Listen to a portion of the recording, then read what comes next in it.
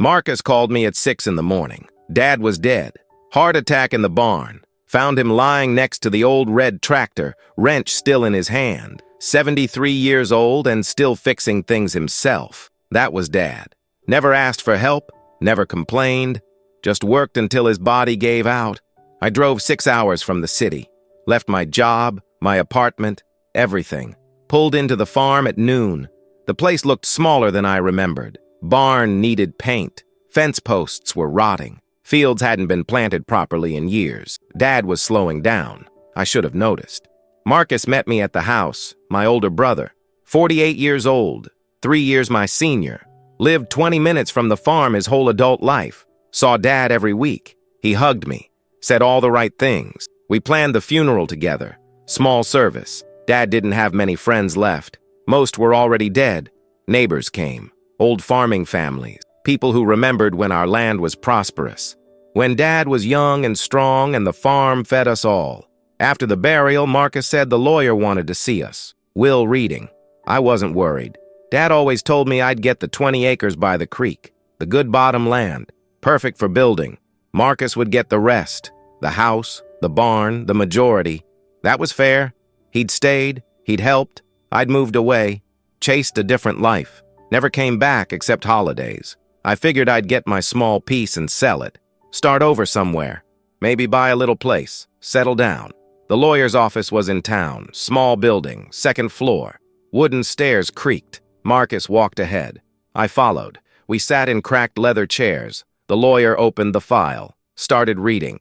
And my entire world collapsed. Everything went to Marcus. Every single acre. The house, the barn, the equipment, the mineral rights, the timber, every physical object Dad owned. The lawyer said Dad revised his will 3 months before he died, February 10th. Cut me out completely. I sat there, silent, numb. Marcus put his hand on my shoulder. I'm sorry, brother. I didn't know. Dad must have had his reasons. His voice sounded right, concerned, sympathetic, but something in his eyes was wrong. Too calm, too prepared. The lawyer slid the document across the desk. Dad's signature at the bottom, witnessed by 2 names I didn't recognize. Legal and binding. I looked at Marcus. Did you know about this? No, I swear. But he didn't look surprised, didn't look confused, didn't ask why, just sat there, accepting. We walked out, stood on the sidewalk. Sun was setting, orange light on the old building. Marcus said, "Look, you can stay at the house a few days. Figure things out. I'm not throwing you out." How generous, letting me stay in my dead father's house, the house where I grew up, where Mom died when I was 12, where Dad raised us alone, working himself to death so we'd have something. And now Marcus had it all. I drove back to the farm, alone. Marcus said he had things to handle. I sat in Dad's kitchen, old wooden table, same chairs from my childhood.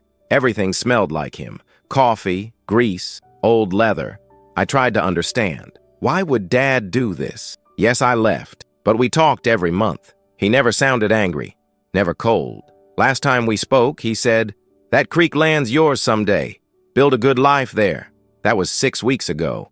What changed? Why would he cut me out without a word, without explanation, without giving me a chance to make it right?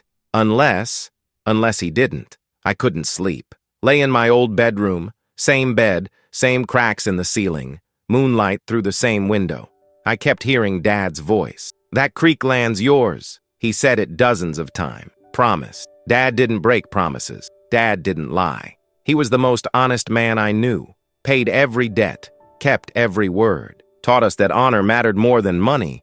So why would he go back on his word? Why cut me out? What did I do? I played back every conversation, every visit. Last Christmas I was here. We ate ham, watched football. Dad seemed fine, happy even. Talked about spring planting, about fixing the combine, about needing help but being too stubborn to hire anyone. He didn't mention changing his will, didn't act strange, didn't seem angry or disappointed. We talked about my job, city life. He asked if I was happy. I said mostly. He said that's all a man can ask. Be mostly happy. Try to be good. Work hard. That was Dad's philosophy. Simple. True. Before I left that visit, he walked me to my truck, grabbed my arm, looked me in the eye, said, You're a good son. Don't let anyone tell you different. That creek land's waiting for you when you're ready.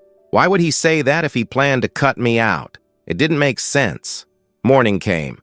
I walked the property, down to the creek. 20 acres of bottomland, rich black soil, flat, perfect for building, perfect for crops, perfect for anything. Dad knew I loved this spot. Spent my whole childhood here, built forts, caught fish, dreamed about building a house someday, raising kids, living simple. And now Marcus had it. Marcus, who never cared about this place, who saw it as income, as assets, as something to sell when Dad died. I stood by the creek, water running over rocks, same sound from 30 years ago, and I knew. Dad didn't change his will. Marcus did. I needed proof. Accusations without evidence meant nothing. Family courts favor documentation. I couldn't just claim fraud, I had to prove it. I started in Dad's house. Office was in the spare bedroom. Old metal desk, filing cabinets. Dad kept everything. Every receipt, every contract, every piece of paper. I searched, found tax records, property deeds, insurance policies, equipment titles, everything organized by year. Dad's handwriting on folder tabs. Neat, careful, but no will, no copies, no notes about changing anything. I found his checkbook, went through 6 months of transactions, utilities, groceries, feed store, tractor parts, doctor visits, medications, nothing to a lawyer, no payment for legal services, no charges that suggested will revision. If Dad changed his will, he didn't pay for it, or he paid cash. I checked his calendar, wall calendar in the kitchen. Dad wrote appointments, doctor visits, feed deliveries, church on Sundays. February 10th, the day the will was supposedly signed. Dad's calendar said, tractor repair, 8 a.m., not lawyer visit. Tractor repair. I called the mechanic, old friend of Dad's, asked if Dad brought the tractor in February 10th. He checked, said yes. Dad was there from 8 to noon, waited while they fixed the hydraulics, drank coffee, talked about corn prices, left at noon. But the will was signed at 10 a.m. According to the document, Dad was at a lawyer's office in town at 10, but he was at the mechanic's, 30 miles away. That's not possible. I felt my chest tighten. This was it, proof of timeline impossibility. But it wasn't enough. A judge might say the calendar was wrong. That memory was faulty. I needed more. I went to the barn, Dad's space, where he died. Tools hung on pegboards, organized, everything in its place. Workbench covered with ongoing projects, half-finished repairs. I looked through drawers, found notebooks, Dad's notes on equipment, planting schedules, weather observations, years of farm records, and then, in the bottom drawer, under old manuals, a sealed envelope addressed to me. My hands shook, Dad's handwriting on the envelope. For James, open if something happens to me. James, that's me. I tore it open. Inside, a letter, dated January 15th, month before he supposedly changed his will. Son, if you're reading this, I'm gone. I'm writing this because I don't trust your brother. He's been asking about the will, about the land, about what happens when I die. He thinks I don't see it, but I do. He's got debts. Gambling, I think. Maybe worse. He's desperate. I've seen that look before. In men who'll do anything for money. I've made arrangements. My real will is with John Patterson, my friend, retired attorney, lives on Maple Street. He has the original, signed 5 years ago. Everything legal, witnessed properly. Splits the land fair. You get the creek acres like I promised. Marcus gets the rest. But I'm worried. Marcus has access to my house, my files. He could find things, change things, forge things. So I'm hiding this letter. And I'm telling you, if there's any dispute about my will, if Marcus produces something that cuts you out, it's fake. Go to John Patterson. He has the truth. Trust him. Trust yourself. Don't let your brother steal what's yours. I love you both, but love doesn't make you blind. Marcus needs help I can't give, and you deserve the life I promised you. Be strong. Fight if you have to. Dad. My vision blurred. Tears, anger, relief. Dad knew. He saw Marcus's plan, prepared for it, protected me, even from the grave. I read it again. John Patterson, Maple Street. I knew him. Remembered him from when I was young. Dad's friend, honest man, retired 20 years. If he had Dad's real will, that changed everything. But I needed to be smart. Marcus didn't know I had this letter. Didn't know I suspected. If I went to Patterson now, Marcus might hear. Might destroy evidence, might run. I needed to move carefully. Gather everything. Build an unshakable case. Then strike. Fast. Final. I spent 2 days investigating. Quiet. Careful. Acting like the grieving younger brother who accepted his fate. Marcus came by. Asked how I was holding up. Said I could take anything of Dad's I wanted. Anything except land. He smiled when he said it. I played along. Said I understood. Said Dad must have known best. Marcus relaxed. Thought he'd won. But I was building a case. I found more evidence. Dad's phone records. I got them from the phone company. His account. I was still listed as authorized user. From years ago when I helped him set up automatic payments. The records showed calls, dates, times, numbers. February 10th, the day the will was supposedly signed. Dad made 3 calls. 7 a.m. to the mechanic, 9:15 to the feed store, 2 p.m. to Marcus. No calls to any lawyer. No calls to witnesses. No calls that suggested legal business. But Marcus's phone showed something interesting. February 10th, 9 a.m. Marcus called a number in the city. 40-minute call. I traced the number. Legal document services. Not a real law firm. A business that helps people create documents. Wills, contracts, forms. For a fee. Marcus called them. Same morning, Dad's will was supposedly signed. I drove to the city. Found the business. Small office in a strip mall. I went in. Said I needed document services. Asked about their will services. Woman at the desk was friendly. Said they could prepare any will. Customer provides information. They format it, print it, provide signature pages, legal and binding, if properly witnessed. I asked about witnesses. She said they have notaries on staff. They can witness. For an extra fee. They can backdate documents. If the customer needs flexibility. She winked. Said lots of people need flexibility. For estate planning. I understood. This place would create any document. With any date. For money. Marcus used them. Created a fake will. Backdated it. Forged Dad's signature. Had it notarized. Made it look legitimate. Presented it to a real lawyer. Who had no reason to doubt it. Perfect crime. Except Dad had prepared. Had hidden the real will. Had written me a letter. Had protected the truth. I visited John Patterson, Maple Street, small white house, tidy garden. He answered the door. Old man now, 80-something, but sharp eyes. He remembered me, invited me in. We sat in his living room. I told him Dad died. He nodded sadly, said he'd heard. I asked about the will. His face changed, became serious. He said, "Your father was wise. He told me someone might come, might claim to have a newer will. Might try to override his wishes. He made me promise to hold the original, to verify any challenges. He said if you came asking, I should trust you." Patterson stood, went to a safe. Old combination lock. Opened it. Pulled out a manila envelope. Sealed. Dad's handwriting. Last will and testament executed March 2019. He handed it to me. I opened it. Read. Everything Dad promised. 20 acres to me. Rest to Marcus. Fair division. Signed, witnessed by Patterson and another attorney, notarized, completely legitimate, dated 5 years ago, years before the fake will Marcus presented. Patterson said, "This is the original, the real document. Your father never changed it, never wanted to. He loved you both, but he knew your brother was struggling, knew money made him desperate, so he protected you. This will stand. The other is fraud." I felt relief, rage, grief. Everything at once. I had the proof, the real will, Dad's letter, phone records, evidence of Marcus's lies. Now I had to decide. Confront Marcus privately, go to the police, file in probate court. I wanted justice, but I also wanted minimal damage. Despite everything, Marcus was my brother, our mother's son, Dad's son. Did I destroy him or give him a chance to confess? Patterson saw my struggle, said, "Your father would want you to be fair, but firm. He believed in consequences. He believed wrongs should be righted. But he also believed in mercy.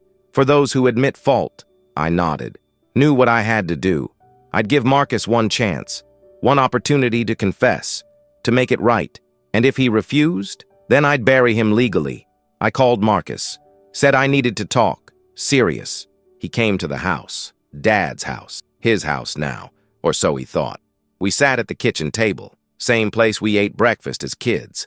I put Dad's letter on the table, then Patterson's envelope, then printed phone records, laid it all out. Marcus's face went white, then red, then white again. He didn't speak, just stared. I said, I know what you did. I know you forged the will. I have proof, the real will, Dad's letter, evidence of your fraud. You have one chance. Confess. We go to the lawyer together. You admit the mistake. We submit the real will, split the land like Dad wanted. I won't press charges, won't destroy you, but you admit it. Marcus was silent. Long minutes. I watched emotions cross his face. Denial, anger, fear, shame. Finally, he spoke. I'm in debt. $80,000. Gambling. Started small, card games, then online, then casino. I lost control. They threatened me. Serious people. I needed money fast. When Dad got sick, I thought if I had the whole farm, I could sell it, pay them off, start over. His voice cracked. I didn't want to do it. I love Dad. I love you, but I was desperate. I'm sorry. I felt no satisfaction, only sadness. My brother, who I'd looked up to as a kid, who taught me to ride a bike, to throw a ball, who'd become so lost he'd steal our father's legacy. I said, we go to the lawyer tomorrow. You confess. We file the real will. You get your share. Sell your portion if you need to. Pay your debts. But you don't steal mine. Marcus nodded, tears on his face. Thank you. I don't deserve it. No, you don't. But Dad would have given you another chance, so I will too. Once. Never again. We sat in silence. The kitchen clock ticked. Same clock from childhood. Same room. But everything different. Broken. Trust shattered. Family fractured. But maybe, someday, repairable. If Marcus proved himself. If he changed, time would tell. The lawyer's office. Same cracked leather chairs, but different energy. This time I brought Patterson. Marcus came too, pale, shaking. The lawyer looked confused. Patterson spoke first, introduced himself, explained he had the original will, dated 2019, properly executed. He placed it on the desk. The lawyer examined it, checked signatures, notary seal, everything legitimate. He looked at Marcus. Is there something you need to tell me? Marcus swallowed hard. The will I submitted. It's not real. I created it. Forged my father's signature. I'm sorry, I was desperate. I'm withdrawing it. This is the real will. His voice shook. The lawyer's face hardened. You committed fraud, forgery, serious crimes. I'm obligated to report this. I spoke up. We'd prefer to handle this privately. Family matter. Marcus confessed. He's going to therapy, getting help. We're splitting the estate properly now, according to Dad's wishes. No need for criminal involvement. Unless you feel obligated. The lawyer studied me. Then Marcus. Then the documents. Long silence. Finally, I won't report it, this time, because your father clearly anticipated this, protected against it, and because you're handling it as he would have wanted. But Marcus, you're banned from my practice, and if you ever try something like this again, anywhere, I will personally ensure you're prosecuted. Marcus nodded. Understood. Thank you. The lawyer filed the real will. Started probate proceedings. Would take 60 days. But the outcome was clear. 20 acres to me. Rest to Marcus. Marcus would sell most of his portion, keep the house, pay his debts, start over. I'd take my creek land, build the life Dad promised, the life I'd dreamed of. We left the office, stood on the sidewalk. Same sunset, same old buildings, but different. Patterson shook my hand, said Dad would be proud, then left. Marcus and I stood alone. He said, I know you'll never trust me again. I know I destroyed something, but I'm going to try to be better. To be the brother Dad raised me to be. I wanted to hate him. Part of me did, but another part remembered the brother who protected me from bullies, who helped me with homework, who cried with me when Mom died. People make mistakes, terrible mistakes. 3 months later, I stood on my 20 acres, creek running past, trees budding with spring. I'd hired surveyors, marked boundaries, started plans for a house, small, simple. What I needed? I'd quit my city job, moved back, living in a trailer on the property while building. It felt right, like coming home, like fulfilling something Dad started. Marcus sold most of his land, kept the house and barn, paid his debts, joined Gamblers Anonymous, seeing a therapist, working a job in town, not farming. He said he couldn't do it anymore. Memories were too heavy. We talked occasionally. Cordial, not close. Maybe someday. Trust takes time to rebuild, if it ever does. But we weren't enemies, just brothers learning to live with hard truths. I visited Dad's grave weekly. Small country cemetery, simple stone. Told him about the progress, the house plans, the land. Thanked him for his foresight, his protection, his love. One evening, working on the foundation, I found something. Digging near the creek. Old metal box, buried shallow. Inside, wrapped in plastic. Dad's old pocket watch, gold, from his father. And a note. James, if you're building here, you found this. Good. This watch was your grandfather's. Given to me when I was your age. Now it's yours. Build something good here. Build something that lasts. Build something your children will inherit without fight. Be better than we were. Love, Dad. I held the watch, felt its weight, generational, meaningful, not just an object, a symbol of time passing, of legacy, of father to son. I wound it. It ticked, still worked, still kept time, like Dad's promises, still true, still reliable, even when he was gone. I put it in my pocket. Kept working. The house would take months, but I had time, had purpose, had peace. The land was mine, earned through honesty, through trust in what Dad taught, through willingness to fight for truth. That night I sat by the creek, stars overhead, same stars from childhood, same water sounds, but I was different, older, wiser, carrying scars, but also carrying Dad's watch, his legacy, his love. People ask if I regret not pressing charges. If Marcus got away too easy, I don't know. Justice isn't simple. He lost Dad's respect, lost my trust, lost most of his inheritance paying debts he created, lost his peace of mind. Those are punishments. Maybe worse than prison, because he has to live with himself, has to wake up every day knowing what he did, what he almost took. That's not nothing. I choose to believe people can change. Have to believe it. Otherwise, what's the point? We're all flawed, all make mistakes, some worse than others. But if there's no possibility of redemption, of learning, of becoming better, then we're all doomed. Marcus is trying. That's something. Therapy, meetings, honest work. He'll never be the brother I had. That brother is gone. But maybe he can become someone new, someone better. Time will tell. As for me, I built my house, married a woman from town, teacher, good person. We're expecting our first child, a son. We'll raise him here, on this land, Dad's land, my land, his land someday. And I'll teach him what Dad taught me. Honesty matters, family matters, protecting what's right matters, but also mercy, also second chances, for those who earn them. Every evening I wind Dad's watch, sit on my porch, look at the creek, think about legacy, what we leave behind. It's not just land, not just money, not just objects. It's lessons, values, examples of how to live, how to fight, how to forgive. Dad left me more than 20 acres. He left me wisdom, courage, the knowledge that truth prevails. If you're patient, if you're persistent, if you're willing to stand up, even against family, especially against family, because family should be held to higher standards, not lower ones. If you've made it this far, thank you for listening to my story. It's not a happy story, not completely. Families are complicated, messy, painful, but also beautiful. Also worth fighting for, worth saving. I hope you never face what I faced. But if you do, remember this. Truth has power. Documents have power. Preparation has power. And sometimes the best revenge is building something good from the ashes of betrayal, from the seeds your father planted, even when he knew the vultures were circling. Build something good.